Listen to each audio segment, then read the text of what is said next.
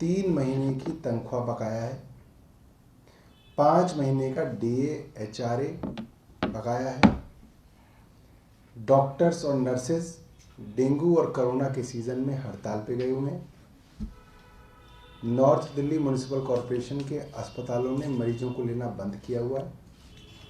और अब 29 नवंबर यानी कि परसों से, आज 1 तारीख है, नॉर्थ दिल्ली म्यूनिसिपल कॉरपोरेशन के करीब 7,000 टीचर्स ने बच्चों की ऑनलाइन क्लासेस लेना भी बंद कर दिया। यानी कि करीब 1.5 लाख प्राइमरी स्कूल के बच्चे जो हमारे दिल्ली का भविष्य हैं, उनकी क्लासेस भी अब बंद हैं। ये मुझे लगता है कि बहुत शर्म की बात है। और टीचर्स ने हड़ताल करने से पहले कई बार भाजपा मुख्यालय को और भाजपा के नेताओं को चेतावनी दी, बातचीत की, मगर कोई हल जो है इसका नहीं निकाला गया। एक बात रिकॉर्ड के तौर पे, हालांकि आप सब लोग इस बात को जानते होंगे, क्योंकि रिकॉर्ड के तौर पे मैं आपको बताऊं कि अब तक करीब दर्जनों बार अलग अलग डिपार्टमेंट्स के अंदर MCD के यहाँ कर्मचारियों की स्ट्राइक हुई है।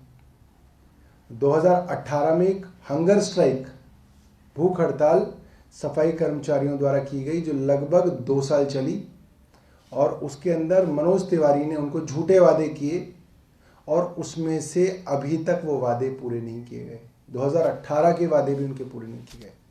उसके बाद 2020 सितंबर के अंदर MCD के सभी ग्रुप्स, ABCD ग्रुप के सभी कर्मचारी, जिसके अंदर doctors, teachers, nurses, paramedic staff, कर्मचारी, सफाई कर्मचारी, सब लोगों ने एक लंबी स्ट्राइक की।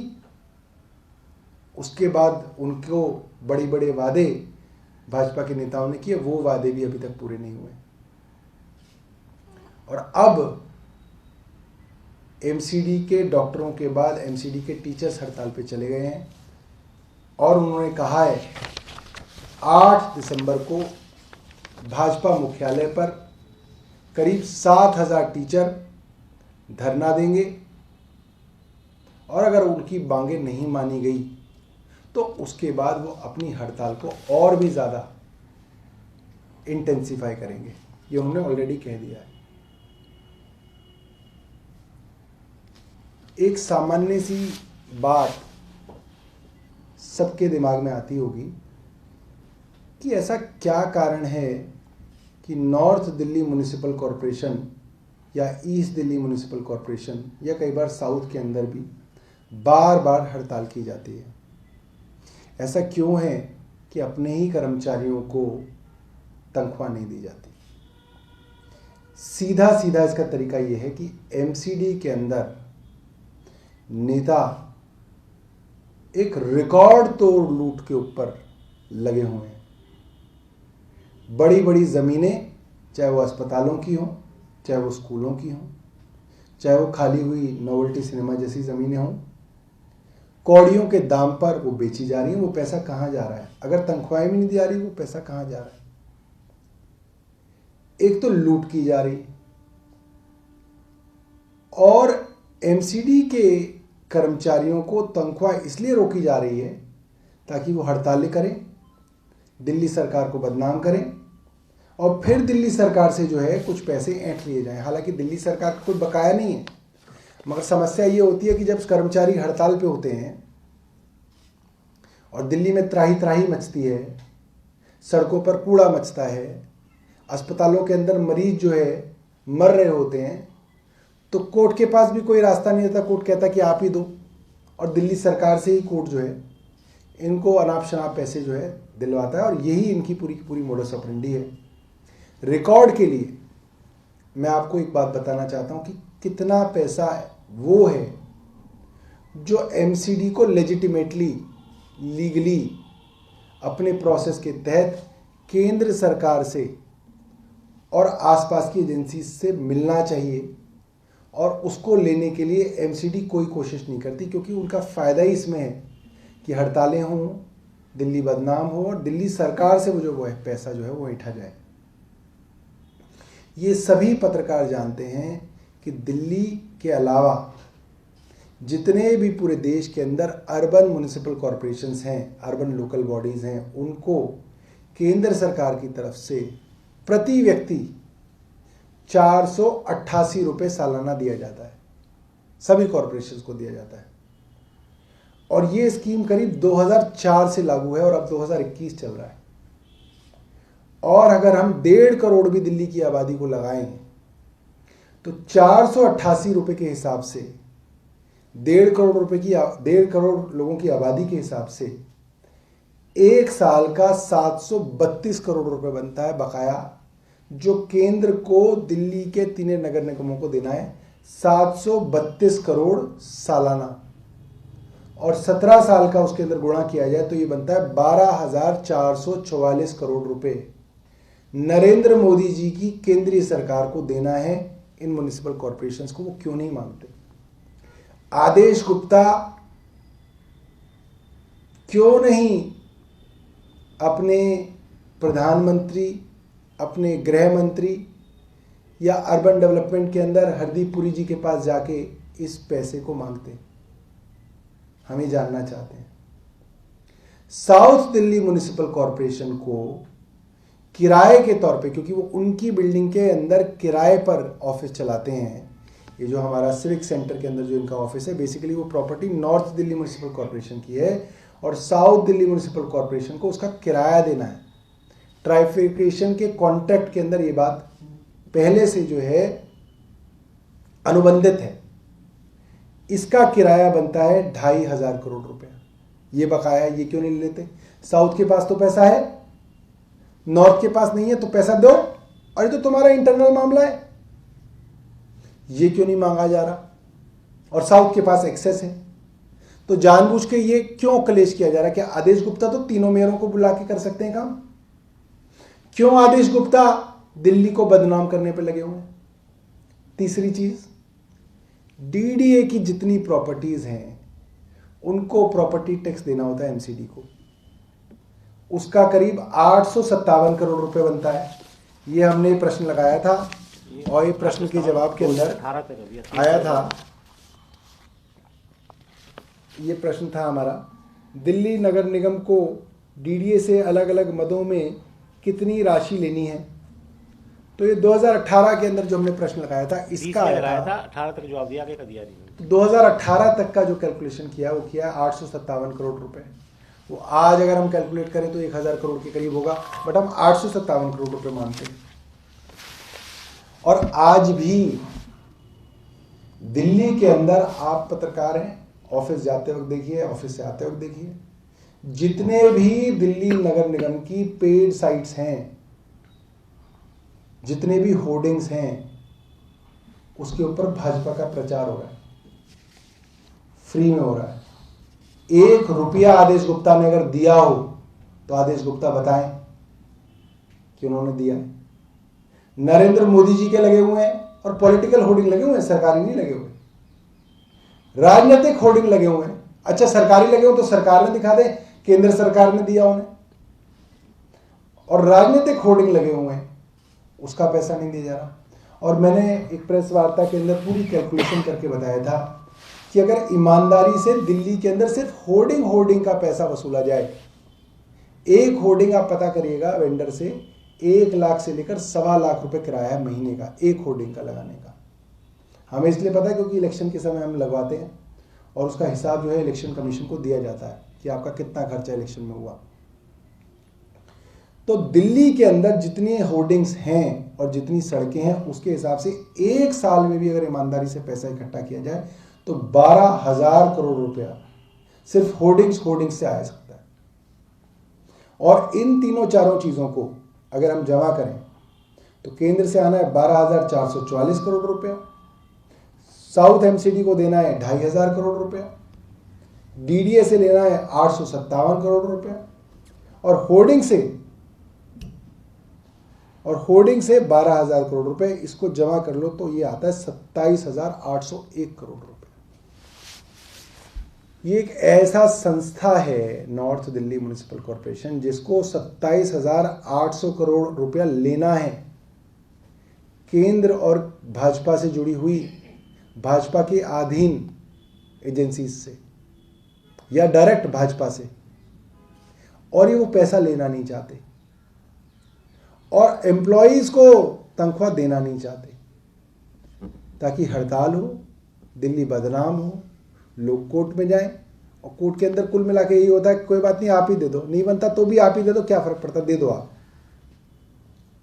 ये जो समस्या है, इसको समाप्त करने का समय जो है अप्रैल 2022 में आने वाला है। और आप लोगों के माध्यम से हम दिल्ली वालों को ये सुझाव देना चाहते हैं कि आप इस रोज रोज की सिरदर्दी से निपटारा पाना चाहते हैं और एक साफ सुथरी अच्छी दिल्ली देखना चाहते हैं, तो इस बार भाजपा को नगर निगम से छुट्टी दें, ताकि जो है दिल्ली सरकार के साथ मिलकर दिल्ली नगर निगम अच्छे काम कर सके। बहुत बहुत धन्यवाद।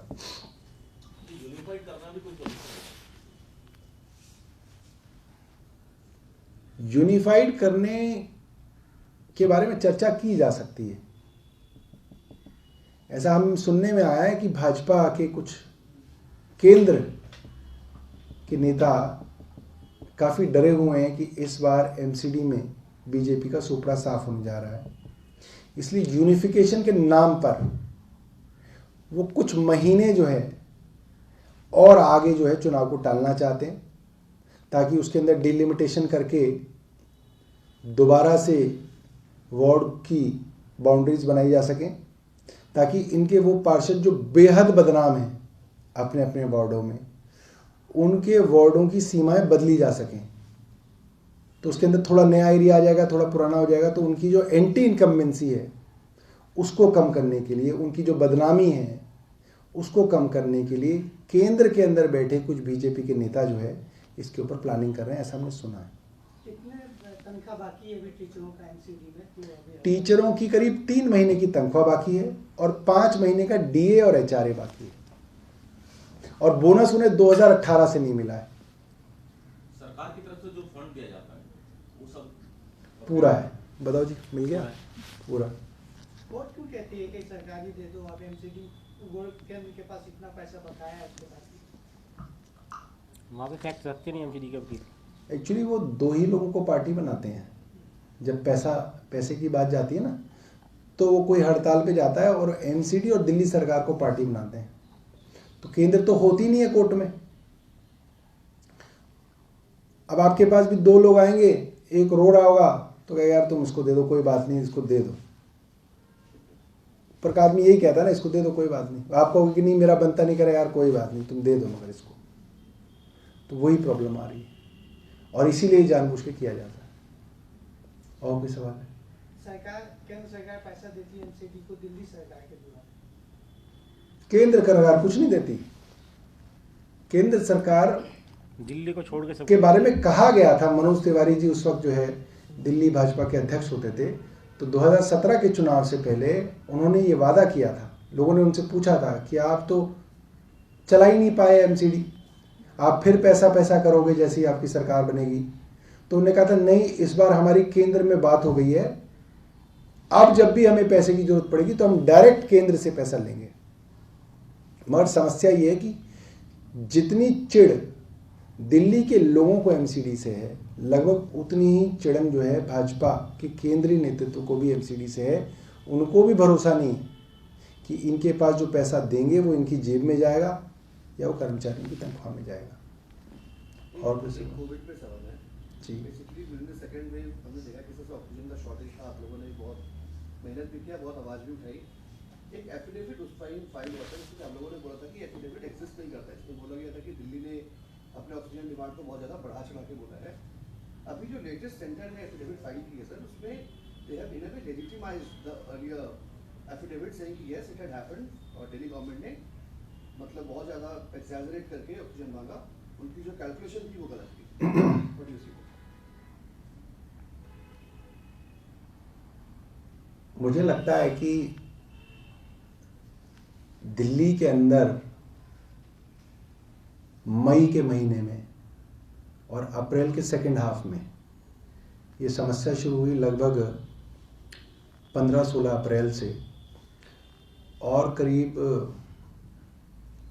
4-5 मई तक दिल्ली के अंदर कोविड पेशेंट्स बहुत ज़्यादा थे, और वो पेशेंट्स दिल्ली के भी थे, आसपास यूपी, हरियाणा, राजस्थान के भी थे, और दिल्ली के अंदर ऑक्सीजन की डिमांड बहुत पीक पे थी। और ये डेटा दिल्ली गवर्नमेंट चाह के भी मैन्युफैक्चर इसलिए नहीं कर सकती क्योंकि ट्विटर और फेसबुक आप सबके पास है और वो एक ओपन डेटा है, उसके ऊपर आप लगभग हर अस्पताल की तरफ से उनके ट्वीट्स और उनके फेसबुक पोस्ट देख सकते हैं जिसके अंदर वो ऑक्सीजन के लिए हाहाकार मचा रहे थे। और दिल्ली सरकार को ऑक्सीजन नहीं दिया गया, और केंद्र ने अपनी राजनीति के चलते इस तरीके का सौतेलापन दिल्ली के प्रति दिखाया। मई के बाद जाहिर सी बात है 5 मई के बाद जब पेशेंट्स आने कम हो जाएंगे तो डिमांड कम हो जाएगी। और कहते हैं the proof of pudding is in the testing. हाथ कंगन को आरसी क्या, पढ़े लिखे को फारसी क्या। जिसका घर वाला मरा है उसको आके केंद्र सरकार का मंत्री बोल दे कि भाई कैसे मरा है, तो वो बता देगा कैसे मरा है। तो दिल्ली सरकार ने कहा कि इसका सबसे अच्छा तरीका यह है कि हम ऑक्सीजन की कमी से जो डेथ्स हुई हैं उसका ऑडिट करा लेते हैं, और हम कंपनसेशन, हम तो 4 लाख कंपनसेशन भी देंगे उनको। केंद्र सरकार नहीं चाहती कि डेथ्स का ऑडिट हो, क्योंकि एक एक मृत्यु इस बात को सत्यापित करेगी कि ऑक्सीजन की कमी से ये लोग मरे, और केंद्र ने ऑक्सीजन नहीं दिया इसलिए ये लोग मरे। और इसीलिए जो है बार बार ऑक्सीजन ऑडिट का हम बात करते हैं, ऑक्सीजन से डेथ्स की ऑडिट की हम बात करते हैं, और केंद्र इसकी जो है मुखालफत करता रहा है। ये बात सबको पता है, सारी दिल्ली को पता है कि केंद्र ने सौतेलापन किया, और इतनी घटिया राजनीति जो है मुझे लगता है कि इस देश के इतिहास में क्या पूरे विश्व के इतिहास में कभी नहीं हुई होगी कि देश की राजधानी में ऑक्सीजन की जरूरत थी और केंद्र सरकार ने वो ऑक्सीजन डाइवर्ट कर दी। तो ये बहुत ही निचले दर्जे की राजनीति है, और ये दिल्ली वाले सब लोग जानते हैं जिनके रिश्तेदार उस वक्त अस्पतालों के अंदर एडमिट थे या एडमिट नहीं हो पा रहे थे, या जिनके एडमिट थे और अस्पतालों ने ये कह के उन मरीजों को निकाला कि हमारे पास ऑक्सीजन ख़त्म हो गई, आप ले जाओ इन्हें कहीं और। वो सब लोग इस चीज़ के गवाह हैं। और कोई सवाल? ठीक है। ओमिक्रॉन को लेकर जो अभी दिल्ली सरकार ने, केजरीवाल ने केंद्र से कहा है कि सहयोग करने के लिए, या फिर बाहर से विदेश से जो लोग आ रहे हैं उसकी जांच को लेकर केंद्र सरकार कितनी सहयोग है? देखिए, केंद्र सरकार की सबसे बड़ी समस्या रही है कि वो समय रहते कार्रवाई नहीं करते। जब पहली वेव कोरोना की भी हिंदुस्तान में आई तो कहा गया कि टेस्टिंग किट्स अवेलेबल नहीं है, केंद्र सरकार ने उसके ऊपर कब्जा कर रखा था, टेस्टिंग किट्स इंपोर्ट नहीं करने दी, केंद्र ने उसके ऊपर राशनिंग की जिस कारण यहाँ पे कोरोना बढ़ा। फ्लाइट्स को बंद करने की बात की, केंद्र ने नहीं की जिसकी वजह से कोरोना बढ़ा। यहाँ तक कि सिंगापुर की सरकार के पक्ष में हमारा केंद्रीय मंत्री खड़े हो गए कि सिंगापुर से फ्लाइट्स ना बंद हो जाएं। आज जिस तरीके की लापरवाही केंद्र कर रहा है उससे पूरे हिंदुस्तान के लोगों का नुकसान हो सकता है, और बहुत बड़ा नुकसान हो सकता है। केंद्र को अपनी झूठी डिप्लोमेसी को किनारे रखकर देश के लोगों को बचाना चाहिए, फ्लाइट्स को तुरंत बंद करना चाहिए, और देश की करीब 40% आबादी 18 साल से कम बच्चों की है जिनको कोई वैक्सीनेशन नहीं लगा। वो सबसे ज़्यादा वल्नरेबल पॉपुलेशन है, उनको बचाने के लिए केंद्र सरकार कुछ नहीं कर रही। बाकी देशों के अंदर बच्चों की वैक्सीन लग रही है और कई महीनों से लग रही है। देश की 40% आबादी को अलग रखकर एक झूठे आंकड़े दिखाए जा रहे हैं कि 87% लोगों को हमने टीकाकरण कर दिया। जब 40% को तो टीका ही नहीं लगा तो 87% की तो डेटा झूठा है। ये कैसे हो सकता है कि 87% लोगों को कम से कम एक टीका लग गया? ये संभव ही नहीं है। आप गूगल करके देख लो, केंद्र सरकार का सेंसस है, 40% बच्चे इस देश के अंदर 18 साल की आयु से कम है। केंद्र सरकार को इसके लिए सोचना चाहिए। जिन लोगों के घर बच्चे हैं, जो लोग परिवार वाले हैं, जो लोग परिवार के साथ रहते हैं, वो इस चीज को समझ सकते हैं कि बच्चा देश का भी भविष्य है, परिवार का भी भविष्य है। एक बच्चे की मृत्यु पूरे परिवार को खत्म कर देती है। तो मैं केंद्र सरकार से कहूंगा, कुछ ऐसे लोग भी अपने यहां रखें जिनके बीवी बच्चे हों, जो इस बात को समझते हों, और उनकी वैक्सीनेशन के लिए कुछ किया जाए।